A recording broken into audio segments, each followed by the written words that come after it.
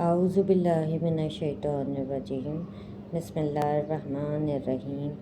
السلام علیکم، کیسے ہیں آپ سب؟ امید ہے سب خیریت سے ہوں گے۔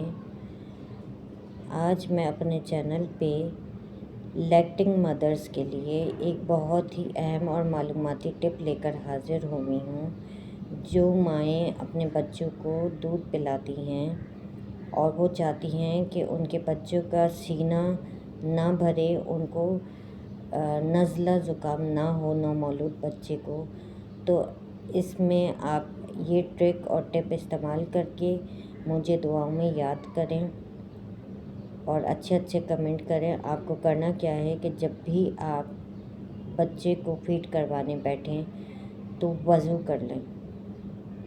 اعوذ باللہ من الشیطان الرجیم بسم اللہ الرحمن الرحیم ایک دفعہ ضرور پڑھیں اور پھر بیٹھ کے نیم گرم پانی کے 3 گھونٹ آپ پئیں، اس کے بعد اپنے بچے کو فیڈ کروائیں۔